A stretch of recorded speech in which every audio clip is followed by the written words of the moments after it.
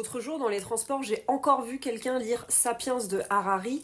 J'ai failli l'interpeller pour lui dire qu'il y avait vachement mieux pour comprendre l'histoire de l'humanité, mais je me suis dit que socialement c'était un peu chelou comme comportement, donc je l'ai pas fait. Alors à la place, je fais une vidéo sur internet qui est pas forcément moins chelou, mais il faut vraiment qu'on en parle de ce bouquin parce que c'est un best-seller alors qu'il est rempli de bullshit. Déjà, Harari, il est pas du tout anthropologue, ok, c'est pas forcément un problème, mais dans son livre, il veut raconter l'histoire de l'humanité comme une espèce de ligne droite qui aurait été ponctuée par ce qu'il appelle des grandes révolutions, donc comme ce qu'il appelle la révolution agricole ou encore la révolution cognitive, et tous ces événements-là nous auraient mené inévitablement à la société moderne dans laquelle nous nous trouvons aujourd'hui. Sauf que c'est complètement faux. Il n'y a pas du tout une trajectoire unique dans l'histoire de l'humanité, et tous les historiens et les anthropologues le disent. Et puis surtout, le vrai gros problème de ce bouquin, c'est que les sources sont ultra bancales. Il va utiliser plein de théories, mais qui sont pas prouvées. Genre son histoire de révolution cognitive, là. L'idée, ça serait que à un moment, Homo sapiens, il aurait commencé à penser de manière abstraite, à créer des mythes et des fictions et des histoires collectives. Et ça aurait permis à Homo sapiens de coopérer à grande échelle et de dominer les autres espèces humaines.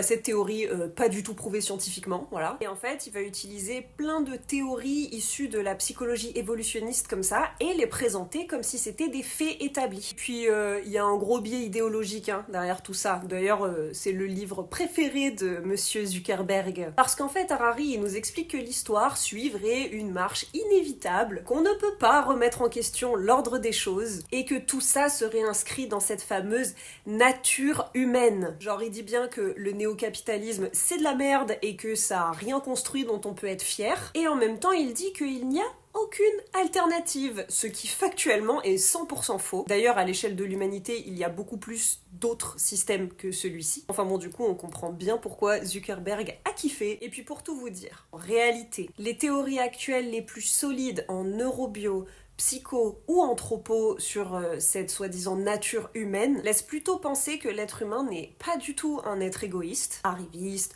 violent, destructeur, comme le sous-entend Harari, disant que c'est dans notre nature de se comporter comme des connards, mais qu'à l'inverse, l'humain serait plutôt naturellement coopératif et altruiste, et que ce sont des conditions sociales et économiques qui peuvent le pousser à devenir égoïste, violent, tout ça. Puis surtout, l'acquis est bien souvent largement supérieur à l'inné dans les comportements, donc de toute façon, la nature humaine, on s'en branle un peu dans ce cas-là.